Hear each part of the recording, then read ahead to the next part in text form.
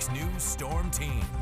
Welcome back to KX News at noon, and hey, happy October. Just looking at these conditions, sitting in the upper 50s across a lot of the state with overcast conditions, and mid 60s there at Bismarck. And for the time being, we are looking at breezy northeasterly winds and northerly winds across the state. Currently we're having some technical difficulties. I don't know why I'm not quite showing up on the screen. There we go, I'm back. All right, so temperatures across the state are sitting in the upper 50s and lower 60s across a lot of the area, which is quite a bit below normal for this time of year. And we're seeing scattered showers continue to push off across our southern regions off there to the south of I-94, and overcast conditions for all, really across the entire area.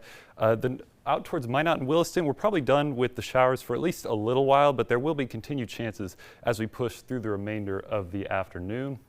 Now, zooming out to get a look at the overall picture of kind of what's going on and what we should expect over the next couple days. This cold front that brought us these much cooler temperatures is pushed off well to our south, and in its place we have a much cooler air mass, and we have waves of upper level energy that kind of stretch from over towards the northern Rockies all the way into our area. And as each wave of these push in, we will see additional chances for rain showers. Quite a big, large area of rain out there towards central Montana. That will push into our neck of the woods, be knocking on our western counties as we get into tonight. And then up here in Saskatchewan, we have this cool surface polar high that will slowly begin to slide south over the next couple days. So overall, that is a recipe for some early fall-like weather, even though we're actually halfway through July, as I'm sure everyone is aware. So far, rainfall-wise, we're sitting a lot better up towards the northern areas along the US 2 corridor. Quite a good drink of water there, anywhere from about a ½ inch to 3/4 of an inch up towards Williston and Minot. For our southern locations, not so much yet, but the chances are not quite over. I will get into that here shortly. But yeah, only 2/100 of an inch at Bismarck, but that should not be the end of it. Highs today, we're only going to get a couple more degrees above where we are now, with some upper 60s probably for the southern tier counties. Might even squeeze out a 70 down there at Mobridge, with up towards the north and west, lower 60s. Might even struggle to get out of the 50s out towards the far west, out at Beach, and maybe even a couple of other locations if the overcast skies continue to hold.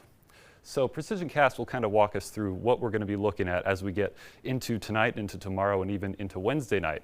So for now, the showers should remain fairly on the scattered side, with overcast skies continuing. This is a couple hours from now. Could see some larger batches of rain pushing into the west, and that'll kind of remain the case as we get into Tuesday, maybe 10, 11, midnight or so.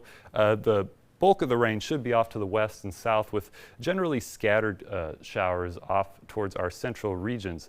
But as we push through your Tuesday night into Wednesday morning, Wednesday 11 a.m. or so, the heavier batch of rain with that upper level energy I pointed out will begin to kind of spread, especially along and south of I-94. So if you're towards Dickinson, Bismarck, and points further south, that's what stands the best chance at seeing some heavier, maybe not heavy rain, but at least steadier rain as we get through your Wednesday and into Wednesday evening. Up towards the north, there could still be a few passing showers tomorrow, but it doesn't look quite as likely. And notice this, we got this polar high that's going to be sliding right in, and as we get into Wednesday night, this is Thursday at midnight, things should clear on out, and that is going to allow temperatures to go down, down, down, potentially into the 40s even. This is a look at our Wednesday night lows, so not tonight, but the night after that. We could be getting into the mid 40s, even some low 40s possible at a few locations, so quite a bit cooler than you would expect for this time of year.